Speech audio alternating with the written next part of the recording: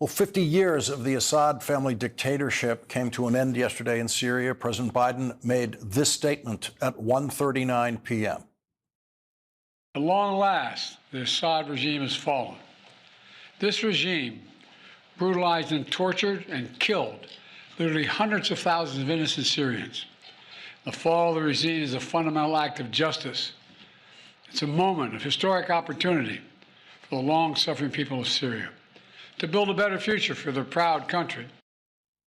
President Biden made the point that Assad's support from Russia collapsed under the pressure of the war Vladimir Putin decided to start in Ukraine. Russia's support for Assad also failed. And that's because Ukraine, backed by our American allies, has put up a wall of resistance against the invading Russian forces, inflicting massive damage on the Russian forces. And that has left Russia unable to protect its main ally in the Middle East. President Biden described his administration's policy on Syria, which has now ended with the collapse of the Assad regime yesterday. We maintained our military presence in Syria, our counter-ISIS, to counter the support of local partners as well on the ground, their partners, never ceding an inch of territory, taking out leaders of ISIS, ensuring that ISIS can never establish a safe haven there again. And it will now be up to Donald Trump to ensure that ISIS can never establish a safe haven there again. But Donald Trump has not suggested that he has any idea how to do that. He did post on social media, Assad is gone. He has fled his country. His protector, Russia, led by Vladimir Putin, was not interested in protecting him any longer. Vladimir Putin is reportedly protecting Bashar al-Assad, who is now residing in Moscow, having successfully fled to Moscow yesterday. In Syria, no one is sure what will happen next. Here's Richard Engel in Damascus. And that has been the kind of scene that we've been seeing all morning here, where people have come to Damascus from all over the country to sing songs, to take photographs of this moment. There was a drone in the air a moment ago trying to get some high shots, and lots of celebratory gunfire. These are civilians. People are coming out. You can hear some women here ululating, which is a very typical way of cheering and celebrating. And there are also fighters here. Some of the rebels have made appearances, and they are being greeted like heroes as people come out, embrace them, thank them for the fight. This has just been a stunning last couple of weeks in this country. Donald Trump's choice for Director of National Intelligence, Tulsi Gabbard, has spoken favorably about Assad in the past, saying, quote, Assad is not the enemy of the United States, end quote. She has admitted to secretly traveling to meet with Assad at a time when all travel in and out of Syria was controlled by Assad. If her nomination makes it all the way to a confirmation hearing, Tulsi Gabbard will be asked about every word she said to Assad and what he said to her. And while she's testifying, the former dictator of Syria will be sitting in Moscow watching her confirmation hearing and knowing if she tells any lies under oath about her communications with him. Assad will, of course, tell his landlord now, Vladimir Putin, that Tulsi Gabbard has compromised herself, and then Vladimir Putin will own her future. We have the possibility of Donald Trump empowering a director of national intelligence who can be blackmailed by deposed dictator Bashar al-Assad and Vladimir Putin. No president other than Donald Trump would ever nominate as unqualified and reckless a person as Tulsi Gabbard for any position in government. So, too, with Donald Trump's nomination of Pete Hegseth for Secretary of Defense, we can only wonder what Pete Hegseth was doing over the weekend when the regime in Syria was collapsing. He has promised to stop drinking only if he is confirmed as Secretary of Defense. That means, according to his former co-workers at Fox, when he was hosting a weekend morning show, it is possible that Pete Hegseth was drunk all weekend this weekend, as he reportedly has been in the past while working at Fox. It is extremely likely that President Biden had private conversations, possibly several this weekend, with Defense Secretary Lloyd Austin as the situation was rapidly unfolding in Syria.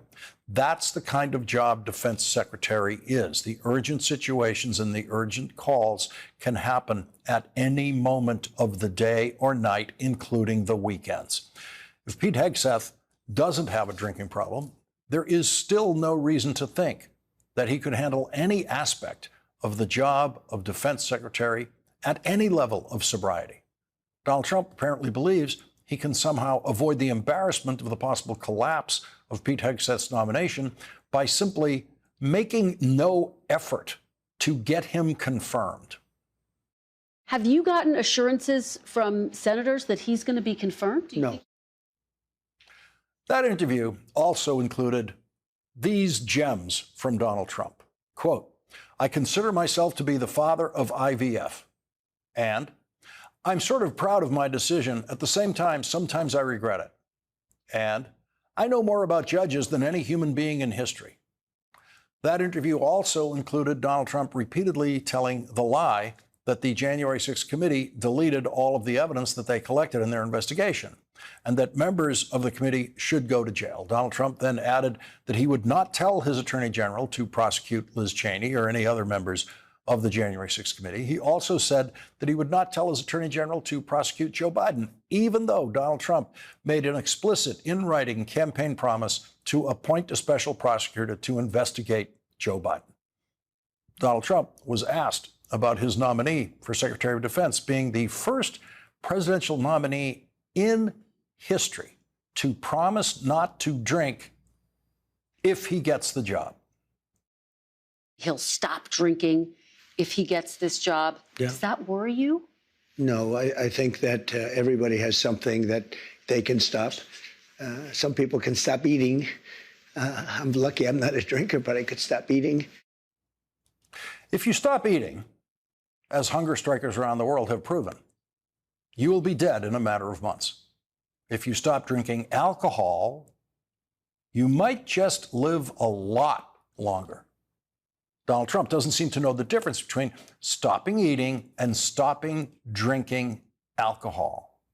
And an answer like that would get any previous president condemned as being too old or just too out of it and confused to handle the job of president. But Donald Trump's rank and unyielding stupidity on every subject raised in that interview is something the Washington news media does not seem particularly animated by. In the same way, they have been animated, to put it mildly, every time Joe Biden stutters or stumbles in the middle of a sentence or uses the wrong word, when what Joe Biden is actually saying is both true and important.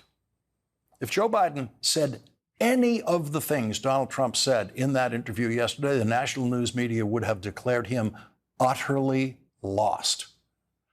As of tonight, Pete Hegseth does not have the votes to win confirmation in the Senate Armed Services Committee. 3 Republican members of that committee have made it clear they are not now voting yes on the Hegseth nomination, and it takes only 1 Republican vote to kill that nomination in the committee. That includes the 2 Republican women on the committee, Senator Joni Ernst of Iowa and Senator Deb Fischer of Nebraska, and it also includes Senator Mike Rounds of South Dakota. What do you make of Pete Hegseth as President-elect Trump's pick for defense secretary? Have you decided where you are on that? I had a great meeting with Pete. I told him that I really thought there was a path forward for him to be confirmed. But I think the challenge for Pete is going to be responding in public to some of the allegations that have been made. Does he have your support? We'll find out after he comes back and he answers those questions in public. We'll find out.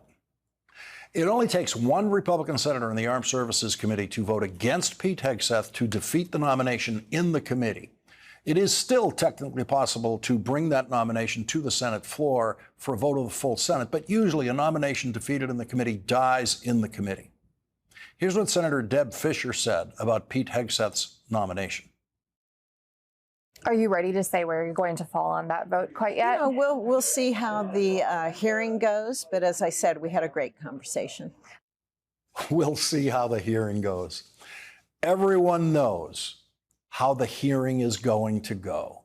Everyone knows the hearing is going to be a disaster. Every Republican senator knows if Pete Hegseth makes it to a Senate confirmation hearing, there will be endless testimony and questioning about his public drunkenness and his drunkenness at work and the extramarital night of sex that he admitted to in a police investigation that happened in a Monterey, California hotel room, which the woman involved told the Monterey police was rape. No accused rapist has ever had a Senate confirmation hearing. Pete Hegseth is now scheduled to have the first Senate confirmation hearing in history of an accused rapist. And every Republican senator who's saying we'll see how the hearing goes knows exactly how the hearing is going to go. And they know that voting against his nomination will be much, much easier after that hearing. Senator Joni Ernst, who is running for re-election in 2 years, is now being targeted for a possible Republican primary challenge in Iowa if she doesn't support Pete Hegseth. She has now taken to telling reporters, these are her words, quote, "I am supporting him through this process," end quote. She has said that repeatedly now to reporters. And of course, reporters realize that doesn't really tell you how she's going to vote. Absolutely. It means that we're having really good discussions, and we discussed several items that were really important to me, and I'll just refer back to my statement on those items. But what I appreciated very much about Mr. Hegseth, who came in, he really does respect the process, and I'm grateful for that. But again, I'll refer you back to my statement. Thank you. How come there's denials about those assault allegations? Do you believe those denials? I'll refer you back to this statement. Will you have another meeting with him? That's to be determined, but thank you. You talked about the audit in your statement. What does that mean? Can you provide more details? Yes, and we talked through a number of issues that the Pentagon has right now, and it was a very thoughtful and deep conversation about several items that I'd already talked to him about, and it was good to have a real thorough policy discussion. Did the pressure of getting back home and primary politics play into this? We have been talking these same issues every meeting that we've had, and he had really thoughtful answers. So thank you. Thanks, guys. No matter how many times they asked, she repeatedly refused to say that she's going to vote for Pete Hegseth's nomination. Leading off our discussion tonight is Congressman Adam Smith of Washington. He is the top Democrat on the House Armed Services Committee. Thank you very much for joining us. So the House committee has exactly the same jurisdiction as the Senate Armed Services Committee, except they do the confirmation process. But whoever is the next defense secretary is going to have to come to your committee, is going to need credibility with your committee, presumably in many different situations. Can you imagine a Secretary Hegseth, on the state of the evidence we know now, actually testifying to your committee about any matters? Well, not with any credibility. Yeah. I think that's a key point. Now, there's also the matter of, does he have experience at the Pentagon or even running an organization similarly? Can he handle that level of bureaucracy, just the day in and day out of running it? But his credibility right now is nowhere. I mean, you've mentioned some of the drinking, the sexual assault allegations, but he was actually, in a prominent position in two separate veterans organizations that he ran both of them into the ground, and that's where a ton of the allegations come from people who worked with him. I forget the name of the second organization, the one funded by the Koch brothers that he ran. That's where all the allegations of drinking, spending the money on parties, womanizing, and just running the organization in the most horrible manner possible. And he's not going to have the credibility because, as you've mentioned, we deal with some pretty serious issues. And he does not seem to be up to that job. In the reporting, it was a woman working at one of those veterans organizations, small group of maybe 10 employees, who had to pull him away from getting on the stage in a strip club. She managed to save him from being the nominee who actually was on the stage at a strip club to now just the one who was pulled off by one of his coworkers. That same woman says on the same night, another one of the coworkers, the men in the organization, then tried to rape her. That's the organization he was running. that would be days of Senate confirmation questions in any previous situation. Yeah, well, and that's really the I guess, interesting, troubling, traumatic aspect of this is, look, Donald Trump has built his career on, I can say whatever I want, and you're not really hearing it. And we'll do whatever we want, and we'll decide what the truth is after the fact. And I think he's going to test that theory. I don't share the confidence of a lot of people that Pete Hegseth is necessarily not going to get the votes, because they are going to put the pressure on Joni Ernst, on Deb Fischer, and everything. Once this isn't about anything. That's all just made up stuff. Don't believe any of that. Are you with me or aren't you? Donald Trump's going to push that. I guess the thought I had is if he can make RFK Jr. eat a Big Mac, can he make Senate Republicans vote for an obviously unqualified candidate who lacks the credibility to do the job? I don't know that I would bet the mortgage against that. Yeah, it's one of the interesting things about the timing. It's the confirmation hearing is not until some point in January. We're not sure when. His probably will be one of the later ones, but it gives them more time in Iowa to build primary challenges against Joni Ernst and to make her take that into consideration. I mean, that's been the fundamental feature of Donald Trump's rise in the Republican Party. It goes all the way back to Mark Sanford. Mark Sanford said a few critical things about Donald Trump back in 2017. It wasn't even nothing compared to what's now. They primaried him and they beat him. And that message was received by Republicans. As we go forward with this, in addition to, there's going to be so much attention on the sexual allegations, the rape allegations involving Pete Hegseth, the drunkenness both at work and publicly in strip clubs and all of that stuff, the mismanagement. What about the actual job of Secretary of Defense? What are the kinds of questions that a nominee of his minimal experience should face about the actual job? Well, there's two big aspects of that. One is you're running a $900 billion organization with several million employees, the world's largest bureaucracy. What do you know about doing that? How are you going to deal with that bureaucracy? You make a decision. How are you going to make sure it goes forward? What are your ideas for reforming the Department of Defense? Mike Rogers, who's the chairman of the Armed Services Committee, and I are very focused on getting the Pentagon to innovate more quickly, to become a more efficient, more rapidly moving organization. What does he know about that?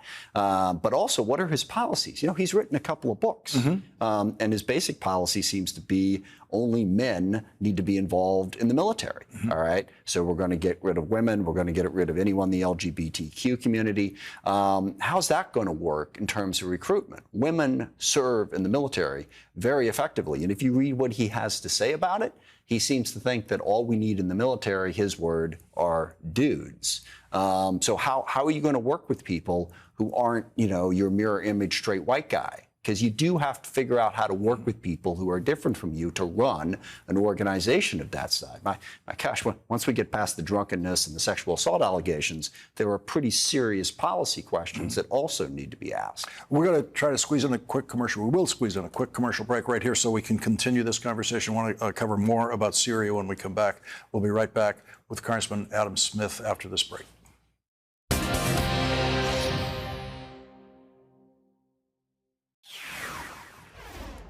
Donald Trump issued a written statement about the collapse of the Assad regime in Syria, saying the United States should have nothing to do with it.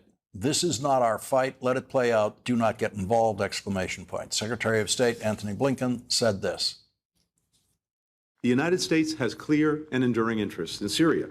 We have a strong interest in preventing the reemergence of ISIS, given the death and destruction that it's wrought for so long. We have a clear interest in ensuring that whatever weapons of mass destruction or components are left in Syria do not fall into the wrong hands. We have a clear interest in doing what we can to avoid the fragmentation of Syria, mass migrations from Syria, and, of course, the export of terrorism and extremism. The region and the world have a responsibility to support the Syrian people as they begin to rebuild their country and chart a new direction. The United States should be committed to supporting them as they do that. Back with us, Congressman Adam Smith, the top Democrat on the House Armed Services Committee. So Secretary Blinken laid out some rather significant stakes in this situation. Yes, no, absolutely. And look, I think what President-elect Trump is probably focusing on is we shouldn't be militarily involved. And to some extent, he's right. Now, I will point out, we have some troops in eastern Syria because of ISIS. And there are tens of thousands of ISIS prisoners in camps there that we want to make sure don't escape. So there is that tiny little military piece. But fundamentally, it is correct to say the U.S. military shouldn't be showing up trying to fix this problem. But we absolutely have an interest in being involved in Syria. It is an incredible opportunity. You know, for too long, governments in the Middle East have been led by religious extremism or hatred of one group or another. There is an opportunity for Syria to actually focus on governing its citizens well, and we ought to help them in that. We ought to find ways to work with them, whether it's humanitarian assistance, whether it's working with people in the region, Jordan, Saudi Arabia, UAE, convincing them to help. If we build a solid government in Syria, that could be a major blow to Iran's efforts to continually destabilize the region. So we should not simply ignore what's going on in Syria. It sounds like what you're hoping for does require very solid intelligence about exactly what's going on, possibly a physical presence there at some level to be able to report back. Here are the different factions. Here are the ones who are sympathetic to the way we think. Certainly at a diplomatic level. I mean, and we've seen this play out in a whole bunch of different places, frequently not well, by the way. Right. When a government falls. There's that exhilarating moment of seeing the horrible dictator knocked out, and then what happens? Well, who's going to take over, and who are these people? Now, this seems like a better organized rebel movement that made an effort to be inclusive. Now, where the leadership came from initially was an offshoot of ISIS, and that is worth worrying about. But he seems to have changed and brought in other people, but we don't know. So we need diplomats, we need intel, we need to know what's going on to try to help Syria get to a path that doesn't have it supporting ISIS, and hopefully, like I said, has it governing Syria well, and that could bleed over into Lebanon, which, as you know, has been a disaster for some time, and we could really have a more peaceful, stable region if the Syrian rebels get this right. This sounds like, historically, the stuff of a special envoy. This seems like a situation where a president would, in addition to the ambassadorial corps that's already present in the Middle East, say, I'm choosing some highly experienced person to try to get in there to get real contact with the new elements who have emerged in Syria. Right, and absolutely. And the roles that the countries around Syria are going to play, Turkey, which I haven't mentioned yet, is going to be crucial. Turkey has interests in Syria because they are concerned about the Kurds, the PKK, and how we work with Turkey to make sure that they don't disrupt what's going on there, make them a positive player instead of a negative player. It's a real complicated diplomatic picture. And yes, the experience of the U.S. and our intel background could be enormously helpful.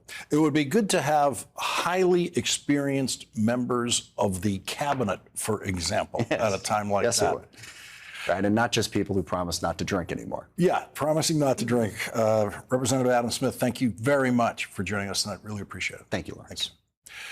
Donald Trump said yesterday he wants all of the members of the January 6th committee to go to jail. There is no chance of that, of course, because unlike Donald Trump, none of them have committed any crimes. That's next with Andrew Weissman.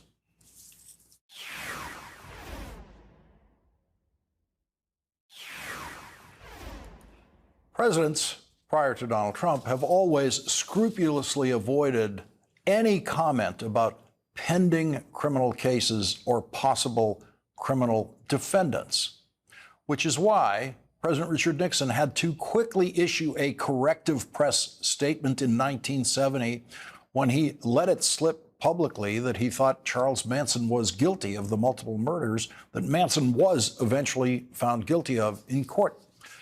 A president commenting on the guilt of a defendant like Manson could have created a mistrial, and so Nixon immediately corrected that slip, and no president has ever come close to such a slip again until Donald Trump constantly talked about people who should be convicted of crimes, even if they committed no crimes, and he was at it again yesterday.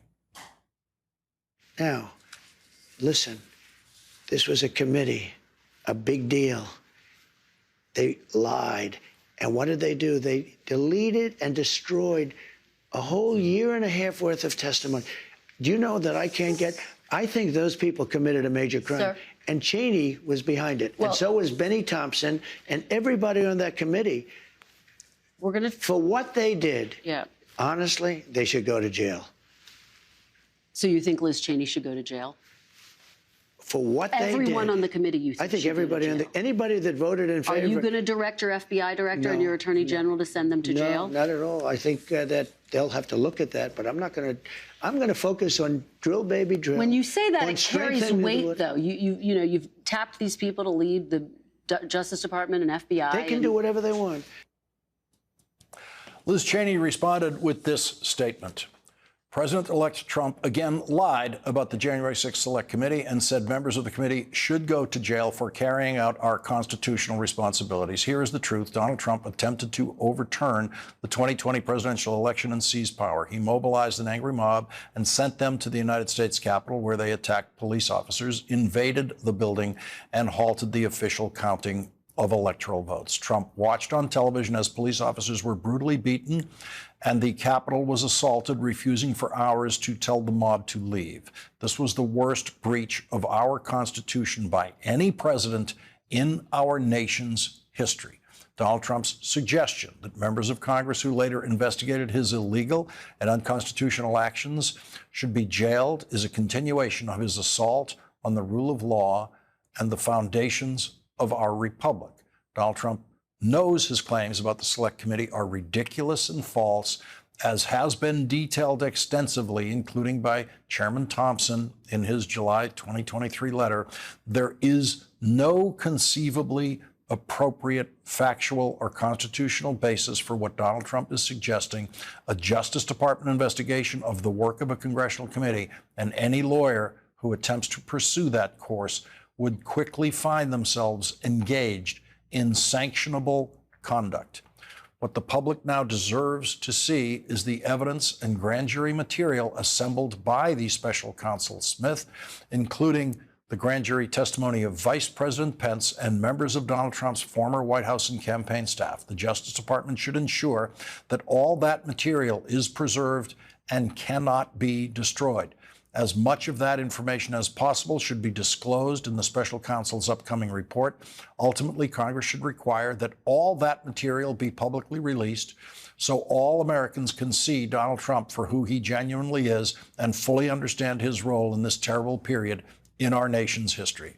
Joining our discussion now is Andrew Weissmann, former FBI general counsel and MSNBC legal analyst. Andrew, so many things to cover here. First of all, the January 6th committee destroyed nothing. So Donald Trump's premise about why they should be prosecuted and sent to jail, actually, he doesn't even say they should be prosecuted. He skips that part and says, just put them in jail. There's absolutely no crime here. And when pushed, Donald Trump says he will not order his attorney general to begin an investigation. But what do you make of both what Donald Trump said and Liz Cheney's response?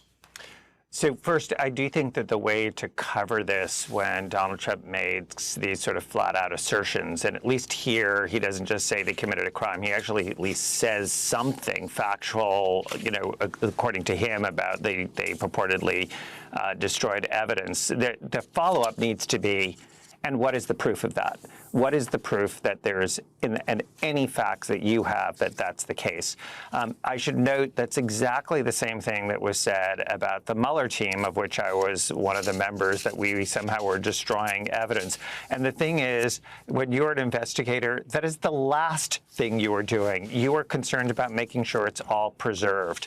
So here, I want to turn to what Liz Cheney said about making sure that this evidence is preserved. And one of the things that Jack Smith can do to make sure it's preserved is borrow a page from what we did and make sure that you submit as much as you can to the court. And here, the report and the information that's grand jury or arguably grand jury and how you're dealing with it can be given to Jeb Boasberg, who is the chief judge of the D.C. District Court. Why to give it to court? Because the executive branch is not in charge of that. And so that is a place that you can put documents, you can submit it, as long as you have a valid good faith basis to the court, and that is a way to make sure it is not destroyed. Just note, what Liz Cheney is saying is I'm concerned about making sure this evidence stays intact and is there for history, and it's the exact opposite of what Donald Trump is saying in terms of there being destruction of evidence. Yeah, so let's get to destruction of evidence. The afternoon of January 20th, any evidence that is still in the possession of the Justice Department, Donald Trump could presumably just order destroyed over there.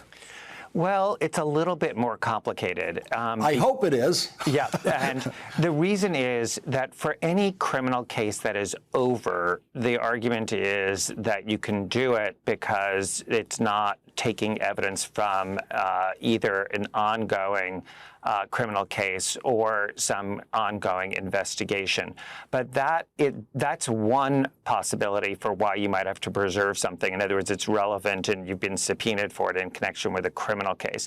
But remember, there are a slew of civil cases pending in D.C., 8 of them. And I think 7 of the 8 directly involve what happened on January 6th. The 8th is related to it. So destroying documents that are called for and relevant to that case does pose the problem of criminal sanctions. Now, Donald Trump himself may not be that worried about it because of the Supreme Court's presidential immunity decision, but everyone below him who would have to take steps to destroy evidence has taken an oath to the Constitution, and 2 has a bar ticket that would be in jeopardy if they were to take such action. So there really are still guardrails if somebody was trying to get rid of that evidence. And finally, as I said, if that evidence is in the hands of the court, that is not something that the executive branch can unilaterally get access to and destroy.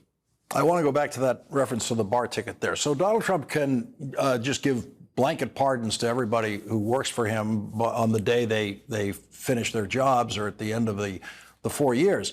But the people in the Justice Department who would be involved in any kind of cover-up of this material, most of them, certainly the Attorney General, are lawyers. They are members of the bar. And as Rudy Giuliani's desperately sad end of his career shows, you can be disbarred, and there's nothing Donald Trump can do to protect a lawyer from being disbarred. Yeah, so the disbarment is nothing that a pardon can protect you from. You can be sued civilly for any actions. As we know, Rudy Giuliani successfully was, and frankly, so was Donald Trump, by E. Jean Carroll and by Letitia James. And all of that could take place, and so that a pardon for federal criminal law does not protect you from any of that civil liability. It also doesn't protect you from state criminal charges. So again, there still are guardrails, even if the president was to be so bold as to say, destroy all evidence and I'll just pardon you for any of those crimes. There still are various levers that would help protect the rule of law in that scenario. I want to read what Adam Kinzinger, another Republican member of the January 6th committee, said about Donald Trump's comments in that interview. He said, "Our hearings laid bare the reality. This was no spontaneous protest. It was an assault on the foundations of our democracy, encouraged and abetted by the former president himself. History will remember the January 6th committee as defenders of democracy, and you as a man who betrayed it. You may fool some of the people some of the time, but the tide is turning. It just may take a bit. I'm confident that the name Trump will be a stain on our history, and my son will be proud of what I did." Andrew, so much of this work is so important for history. The January 6th committee's work, future historians will find it absolutely invaluable. It was also obviously extremely useful for the current investigation of Donald Trump. But Adam Kinzinger's point about history is so important, especially when we consider what will probably be the soon released report by Jack Smith. It is absolutely the case. And it's one of the reasons that I think that Donald Trump will be quite reluctant to be pursuing any sort of court proceeding. Because if you're trying to whitewash history, a court proceeding is precisely how not to do that. Liz Cheney or Adam Kinzinger or any member of the January 6th committee, if there were to be a criminal or civil trial, there will be a court record. They can actually call all sorts of witnesses, not just Mike Pence, but you know who else they could call? They could call Donald Trump to the stand. He has so far not testified in connection with the January 6th case, in connection with the hearings, in connection with the impeachment. So having a trial in many ways is the very last thing you want to do if you are trying to whitewash history. Adam, Andrew, as we go forward here, the Jack Smith report could be coming, literally any day now. Is there anything that you would consider in the release of the report that would indicate a better time to release it than another time? Is it something you want to get done as soon as possible, or wait till January to release it? It's mechanically, there's a lot to do, having been involved in a report. And one of the things that does take time is making sure that you have culled out anything that is grand jury, anything that is national security sensitive, or anything that could unfairly tarnish somebody who who is currently facing charges. Now, there's the two co-defendants in Mar-a-Lago. So I think that is the main thing. But I suspect they are going to release it when it's ready. They will not be thinking about this strategically. Andrew Weissmann, thank you very much for joining us tonight. You're welcome. Juan Soto has agreed to play baseball for the New York Mets for $765 million. And I know that sounds like a life-changing amount of money, but it's not for him, because Juan Soto already is very, very rich and can buy anything he wants, anytime he wants to. But much lower paying jobs really can be life-changing jobs, not just for one person, but for entire families. We'll show you one of those life-changing jobs next.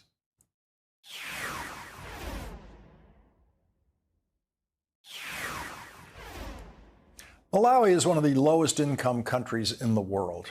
Average annual income in Malawi is about $500. That might be how much you make in a year of selling fruit at a roadside stand.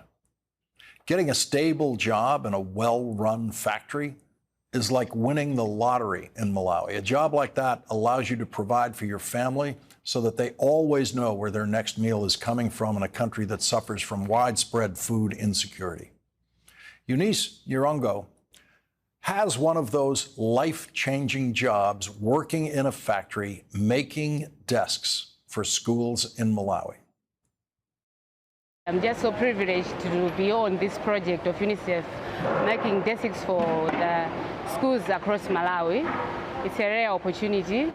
I've interacted with so many people, and I've seen how really important these desks are to motivate the children of Malawi.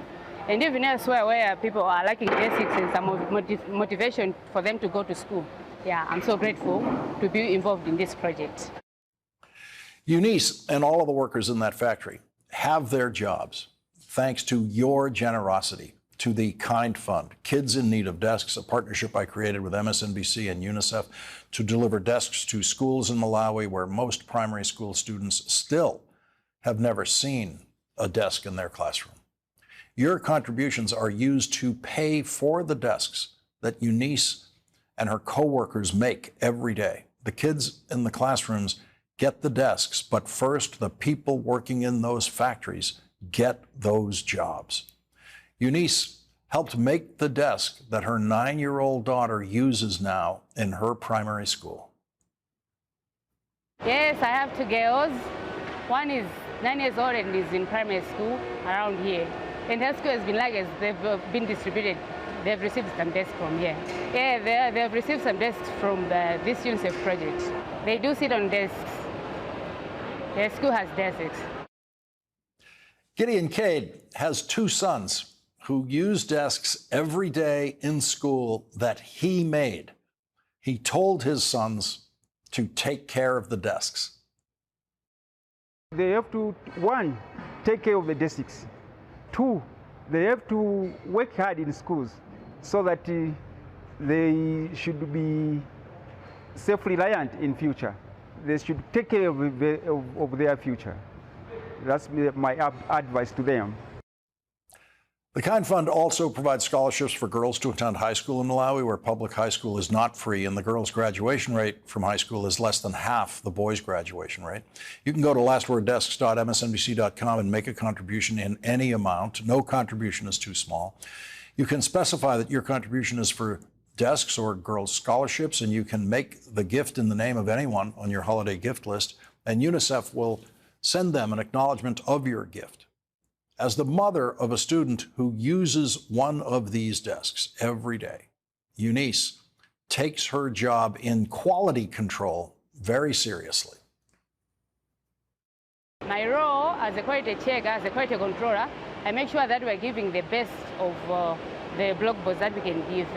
I make sure that we're using the required materials, using the right glue, which is an exterior type of glue, and making sure that they are cut and pressed according to the required standards. Eunice has a simple message for her daughter. Education is the key to success. Education is the key to success. For her to secure a job in the future, when she grows up, she'll need the same education. Even if she doesn't get to get a job, when she wants to do business, for the business to do well, she also depends on the same education. And even for her to have the opportunity to interact with people from different countries, even like how I'm interacting with you, needs the same education. So education is a key to success, and it gives you a path to progress in life. A path to progress. Your generosity has helped open that path to progress. Thank you. That is tonight's Last Word.